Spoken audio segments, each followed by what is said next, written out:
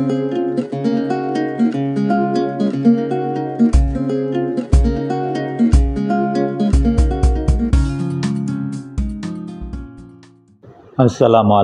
warahmatullahi wabarakatuh.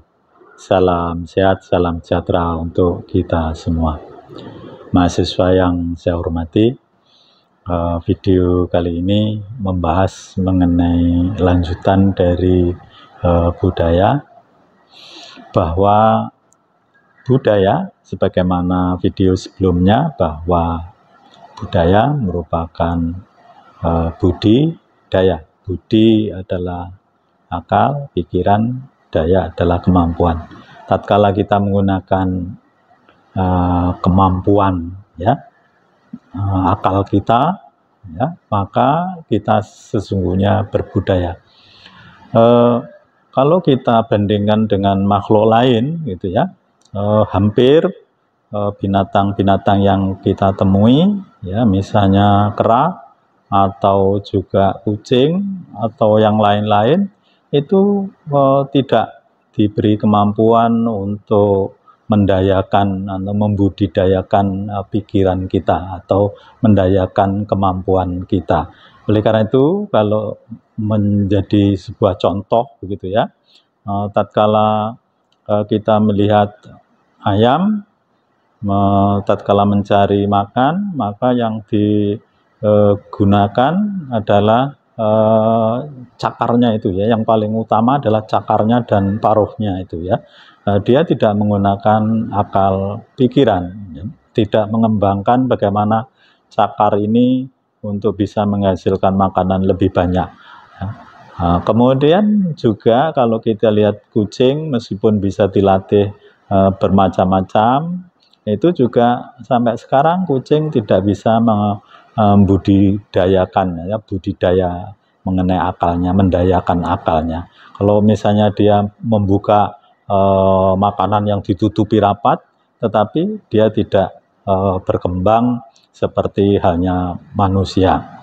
Kalau kita juga misalnya melatih kera, taruhlah begitu, kera kita latih untuk berjalan, dipakai baju, menggunakan, kemudian juga sepedaan itu, kecil-kecil itu, kemudian dia bisa menggunakan dengan baik, maka mereka hanya sebatas itu, tidak bisa menggunakan akal pikiran mereka. Misalnya bagaimana kalau sepedanya rusak atau nabrak itu, kemudian tidak bisa digunakan, dia tidak akan bisa mampu gitu ya memperbaikinya. Mereka hanya bisa menggunakan sebagaimana yang dilatihkan oleh pawang-pawang mereka.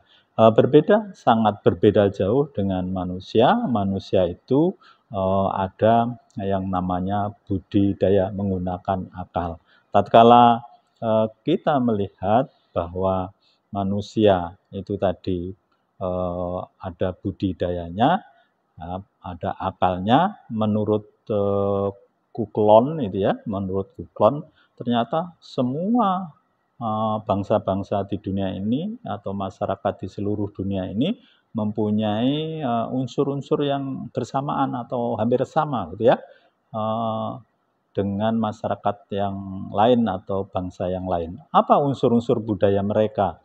Yang pertama bahwa manusia atau masyarakat atau suatu bangsa itu pasti mempunyai sistem bahasa. Jadi bahasa dikembangkan dari satu waktu ke waktu yang lain. Jadi kalau kita melihat sekarang, bahasa-bahasa terus berkembang sesuai dengan yang dikembangkan oleh masyarakat yang bersangkutan. Bahasa ini menjadi ciri utama dari atau ciri pertama dari kebudayaan manusia. Manusia tidak mungkin tidak menggunakan yang namanya bahasa. Yang kedua adalah sistem pengetahuan. Jadi seluruh masyarakat di dunia ini atau bangsa-bangsa di dunia ini pasti mengembangkan pengetahuan. Ini ciri dari tadi itu, pengetahuan adalah salah satu bentuk untuk membudidayakan akal pikiran ya dengan pengetahuan itu. Misalnya kalau dulu ya saya sudah menjelaskan manusia belum berkembang, bercocok tanam, kemudian berkembang menjadi sekarang adalah teknologi produksi, kemudian yang sekarang ini yang menurut saya sudah berkembang menjadi artificial. Bahkan tadi itu mana ayam sudah bertelur ya dengan teknologinya manusia bisa bertelur sepanjang hidup mereka. Ini berkat teknologi yang dikembangkan atau pengetahuan yang dikembangkan oleh manusia. Kemudian yang ketiga, bahwa suatu masyarakat mempunyai ciri atau suatu kebudayaan di suatu masyarakat itu mempunyai ciri yang kita sebut dengan organisasi sosial. Jadi organisasi sosial yang ada di masyarakat itu juga menjadi salah satu ciri dari suatu masyarakat itu sendiri. Tidak ada suatu masyarakat yang tidak punya suatu organisasi. Oleh karena itu, organisasi ini merupakan suatu kelompok-kelompok, ya, baik kelompok itu secara vertikal maupun juga secara horizontal. Masyarakat akan membentuk ya di antara mereka, baik kelompok vertikal maupun horizontal itu. Kemudian yang keempat, bahwa suatu masyarakat ya menurut Kuklon itu juga ada sistem peralatan hidup. Jadi peralatan hidup yang misalnya peralatan pertanian, peralatan untuk memasak, peralatan dan lain sebagainya untuk tidur, untuk ini, untuk itu, bahkan sekarang itu ya dengan menggunakan teknologi atau sekarang juga yang paling canggih itu adalah artificial intelligence itu adalah suatu peralatan hidup ya. Sekarang kalau misalnya tidak menggunakan hal-hal yang semacam itu kita tertinggal kan. Oleh karena itu teknologi dan peralatan hidup itu selalu berkembang mengikuti perkembangan zaman sebagaimana unsur dari budaya masyarakat itu. Kita kalau tidak mengembangkan peralatan hidup dan teknologi juga menjadi kurang. Oleh karena itu orang-orang seperti saya ini ya yang sudah tua kadang-kadang disebut dengan gaptek gitu ya, karena tidak mampu mengikuti perkembangan dari perkembangan peralatan hidup dan teknologi yang terus-menerus tiap hari, tiap saat, bukan hanya tiap saat, cuma tiap detik berkembang mengikuti perkembangan zaman. Kemudian yang kelima adalah sistem mata pencarian. Ya, setiap masyarakat itu ada budaya untuk mencari makan, atau bagaimana mencari makan. Kalau misalnya di zaman dulu, kalau kita berada di pesisir, maka mencari hidupnya dengan menjadi nelayan. Kalau kita misalnya di daerah-daerah yang datar, kemudian banyak air, maka di dalam masyarakat itu kemudian ada yang kita sebut petani.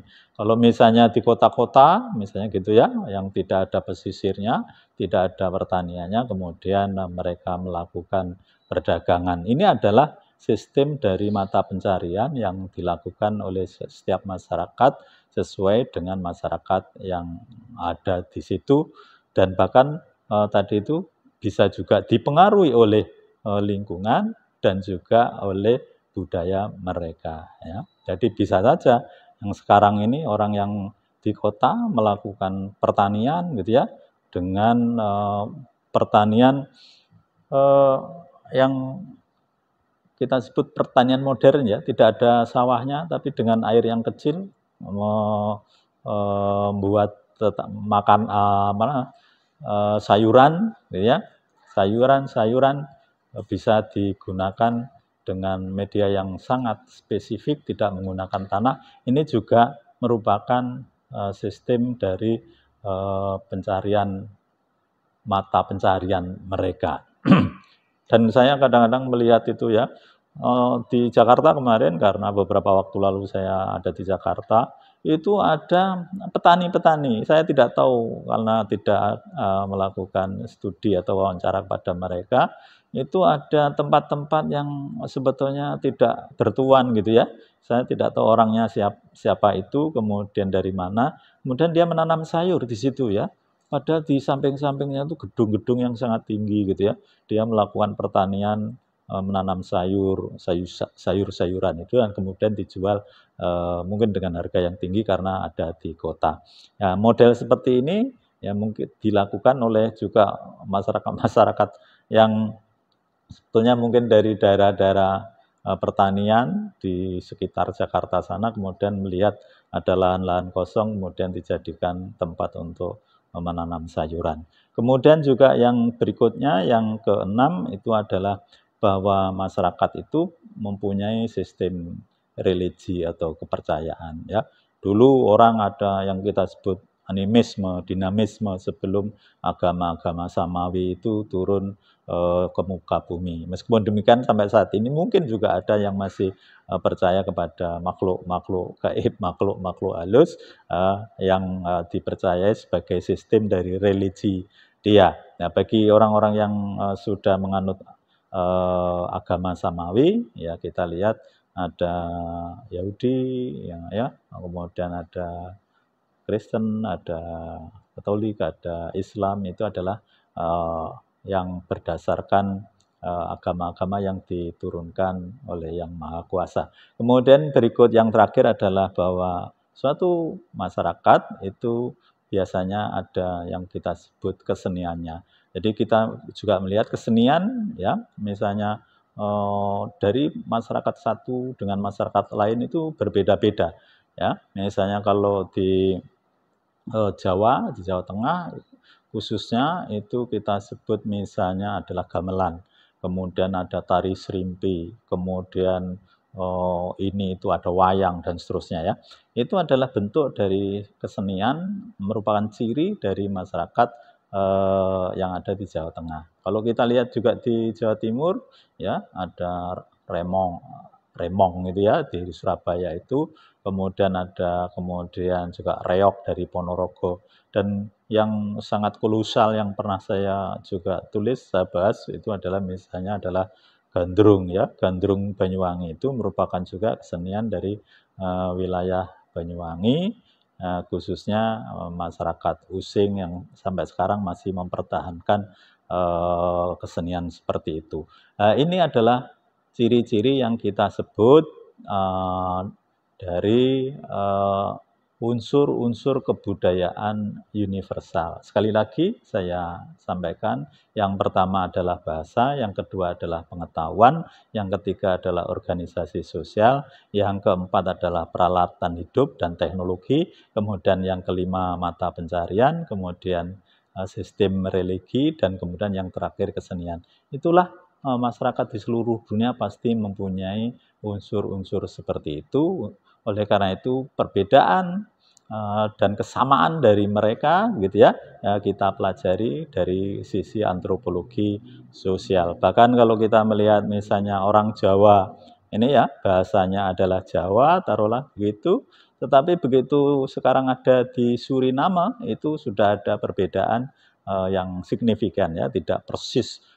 Misalnya tradisi-tradisi yang ada di Jawa meskipun juga dibawa oleh masyarakat Jawa di Suriname sana, tapi kelihatannya berbeda. Oleh karena itu, namun demikian masih sama, artinya unsur-unsur kebudayaan dari suatu masyarakat satu dengan yang lain itu sama, bahasanya sama, ya ada bahasanya, ada pengetahuan dan lain sebagainya. Meskipun cengkok-cengkoknya atau ciri khasnya itu berbeda-beda. Reog yang sekarang sebetulnya sudah diklaim di negeri tetangga itu, tapi reognya berbeda ya dengan yang ada di reog di Ponorogo. Oleh karena itu ini menjadi unsur yang kita bisa lihat bagaimana suatu masyarakat itu bisa dipahami dari antropologi sosial. Demikian, Assalamualaikum warahmatullahi wabarakatuh.